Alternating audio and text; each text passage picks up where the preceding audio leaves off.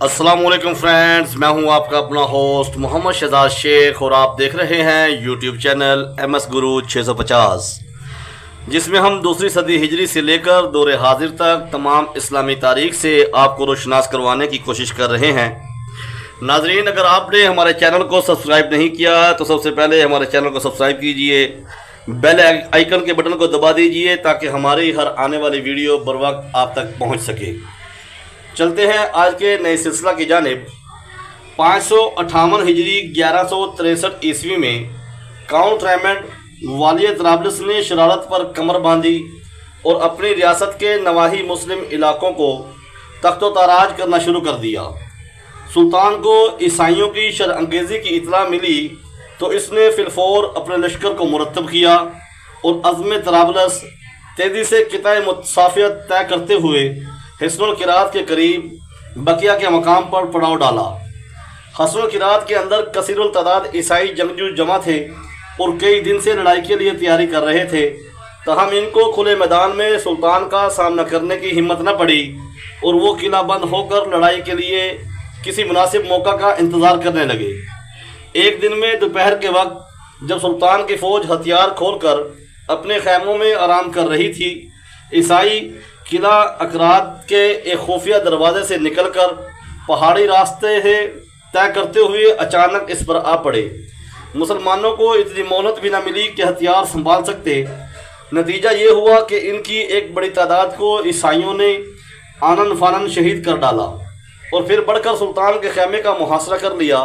سلطان نے اس نازک موقع پر بے مثال حوصلہ اور شجاعت کا مظاہرہ کیا۔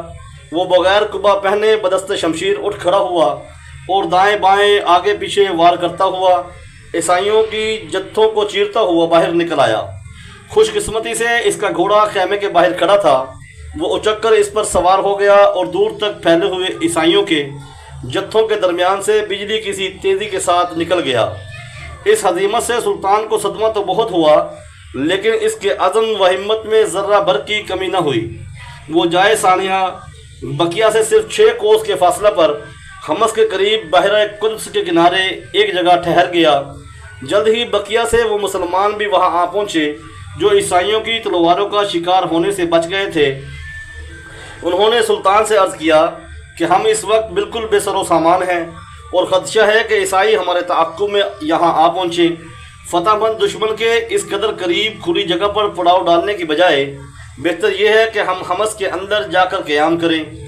سلطان نے گرج کر کہا، دوستو، اگر میرے ساتھ صرف 1000 سوار رہ جائیں، جب بھی مجھے کثیر التعداد دشمن کی کوئی پرواہ نہیں۔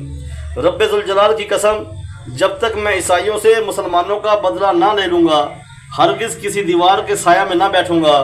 سلطان کا جواب بے مثال خود اعتمادی اور مومنانہ عزیمت کا آئینہ دار تھا۔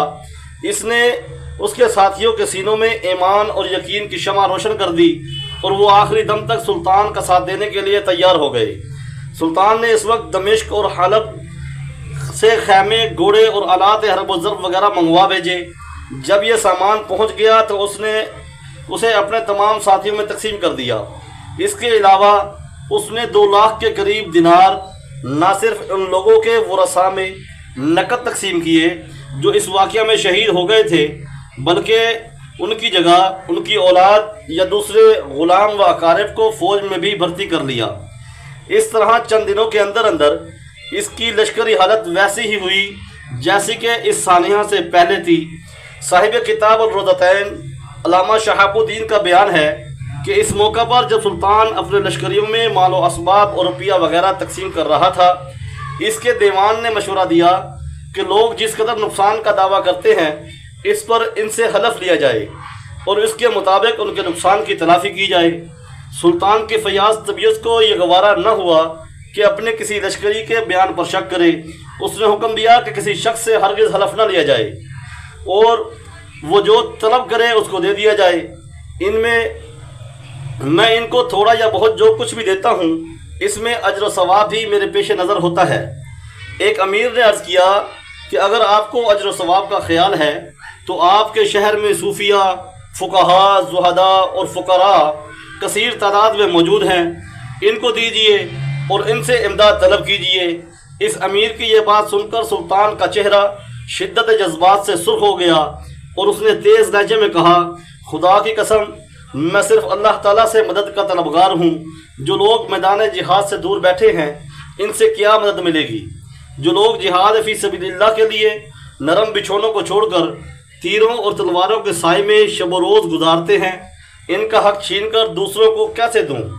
بیت المال کے سب سے زیادہ مستحق تو وہی لوگ ہیں جو تیروں اور تلواروں کی بارش میں کافروں سے لڑتے ہیں اور اعلاء کلمت اللہ علی حق کرتے ہیں۔ سلطان کا مجاہدانہ جواب سن کر ایسے مشورہ دینے والے تمام لوگ خاموش ہو گئے اور وہ نہایت دریا دلی سے اپنے فوجیوں میں مال و اسباب تقسیم کرتا رہا، یہاں تک کہ سب کی تالیف قلب ہو گئی اور ہزیمت کی ناخوشگوار یاد ان کے دلوں سے محو ہو گئی۔ بقیہ کے واقعہ کے بعد عیسائیوں نے ارادہ کیا کہ تیزی سے آگے بڑھ کر حمص پر قبضہ کر لیں، لیکن جب ان کو معلوم ہوا کہ صرف 6 کوس کے فاصلہ پر سلطان پھر جنگ کے لیے زور و شور سے تیاریاں کر رہا ہے تو ان کے حوصلے پست ہو گئے اور کسی جارحانہ اقدام کی بجائے اپنے دفاع کی فکر کرنے لگے۔ ان کا خیال تھا کہ سلطان بہت جلد واپس چلا جائے گا، لیکن جب کافی عرصہ گزر گیا تو ان کو یقین ہو گیا کہ سلطان اب پوری قوت سے ان پر حملہ آور ہوگا۔ اس صورتحال سے بچنے کے لیے انہوں نے سلطان کو صلح کا پیغام بھیجا۔ جب سلطان نے اس پیغام کا کوئی جواب نہ دیا تو وہ منتشر ہو کر اپنے اپنے علاقوں کو واپس چلے گئے۔ اسی اثناء میں مصر میں کچھ ایسے واقعات پیش آئے کہ سلطان دمشق کو لوٹنے پر مجبور ہو گیا، تاہم بقیہ کی ہزیمت کا بدلہ لینے کا خیال اس کے دل میں بدستور جاگزی تھا اور اس کے شب و روز اسی فکر میں گزرتے تھے کہ کب عیسائیوں کو قرار واقعی سزا دی جائے۔ والسلام۔